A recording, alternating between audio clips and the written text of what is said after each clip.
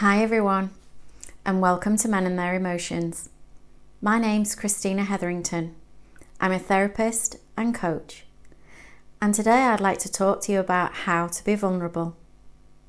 I can't imagine this is going to be a very popular topic, but that's exactly why we need to talk about it.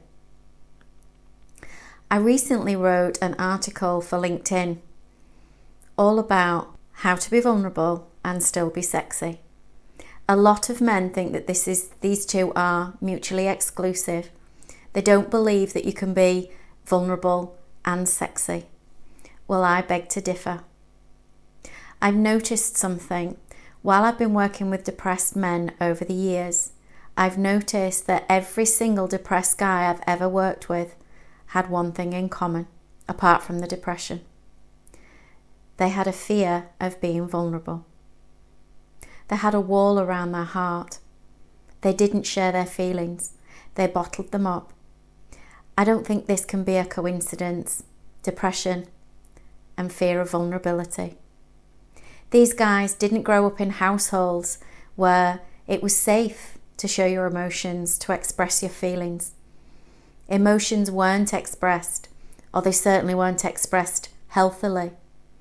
So they learnt to bottle them all up. They learnt to have a wall around their heart. They learnt it was okay to be angry or peed off, but it wasn't okay to be sad or hurt.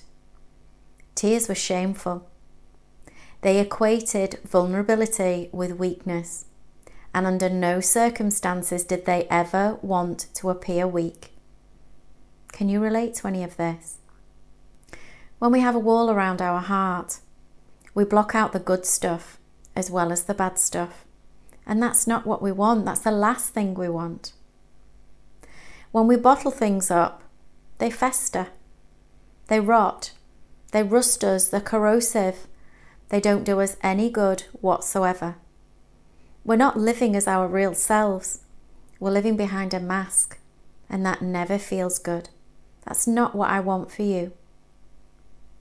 Most women nowadays, they don't want a man with a wall around his heart. They don't want a man that lives behind a mask, bottled up, detached, closed, cold. That's the last thing they want. They want a man who's not afraid to express his feelings, who's not afraid to open up. They don't want a man who's wishy-washy and weeping and wailing all over the place, because that's not vulnerability. But they do want somebody who can open up. They want a man who's strong enough to be able to let down his wall, to drop his mask. Being vulnerable is not weak. Let me just shout that from the rooftops. Being vulnerable is not weak. It's courageous and healthy and strong and powerful.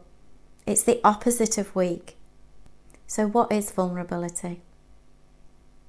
Vulnerability is being able to expose something about yourself to somebody that you care about. Let's keep it clean. It's about sharing the real you with somebody. The real you. Your thoughts, your feelings, your emotions, your hopes, your dreams, your desires, all of that kind of thing. It strengthens your relationship. It deepens bonds. And it's what every healthy relationship needs. But we need to get the balance right. Too closed and we're still being fake and inauthentic. That's not vulnerability. Too open so that we're emotionally vomiting. And that's not vulnerability either. You're just going to come across as needy, and that will have the opposite effect. So we've got to get the balance right. We've got to find that sweet spot in the middle.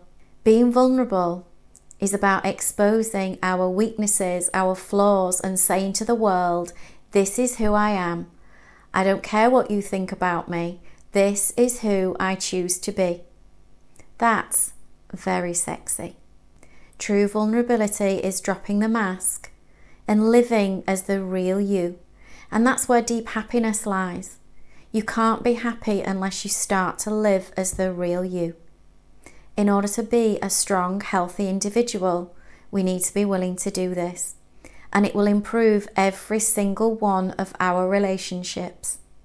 It will also improve our mental health because there'll be no more unhealthy bottling, and it will increase our quality of life. Plus, when we share our feelings with another person, we can clear them up so much quicker. So much quicker. It makes sense, really.